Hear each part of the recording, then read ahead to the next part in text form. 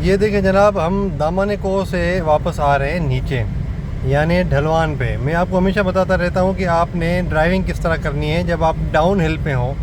तो अक्सर ये होता है कि काफ़ी लोगों की जो है ना वो ब्रेक ज़्यादा यूज़ होने से उनकी ब्रेक फेल हो जाती है। अभी ये देखें मेरी स्पीड कितनी है, 20 से 30 के दरमियान है, ठीक है।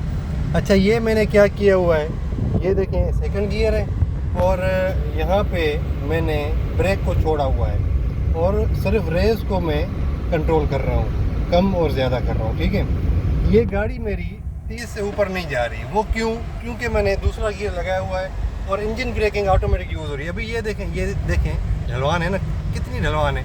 ये मैंने सारा छोड़ा हुआ है, अगर आप छोड़ भी देंगे ना फिर भी आपकी गाड़ी इंजन ब्रेकिंग यूज़ करते हुए मैक्सिमम 30 तक जाएगी। अभी ये देखें 30 तक जा रही है, ठीक है।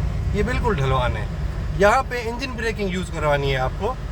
जब आप क्लच पकड़ के और बड़े गियर में चल के और आहिस्ता आहिस्ता ब्रेक को भी यूज़ करते रहेंगे ना, तो फिर होगा क्या, आपकी ब्रेक जो है वो ज़्यादा यूज़ होने से गर्म हो जाएगी और गर्म होने के बाद आपकी ब्रेक फेल हो जाएगी। ये देखें अभी ये ढलवान है, ये दूसरा गियर, ये 30 की स्पीड, ये मैंने पाँव बिल्कुल पीछे किए हुए हैं, ठीक है। तो ये तरीका होता है, जब आपको ज़रूरत पड़े तो फिर आप इसको पाँव को यूज़ कर सकते हैं। अभी ये देखें कितनी ढलवान है। यहाँ पे आपने ब्रेक को इस्तेमाल करना है और ग्रेजुअली आपने नीचे उतरना है।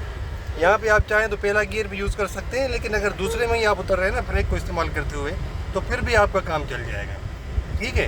अभी ये देखें, फिर मैंने रेस को अगर मैं छोड़ भी देता हूँ तो फिर भी आपकी स्पीड 30-40 से ऊपर नहीं जाएगी।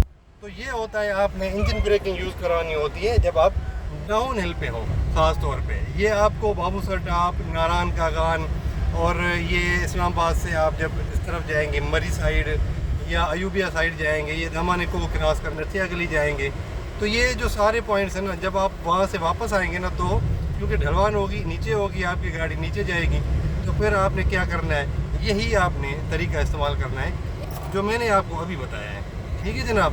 तो मेरे ख्याल में आपको प्रैक्टिकली चीज़ें समझ आ गई होंगी। Thank you very much. अल्लाह हाफ़िज़।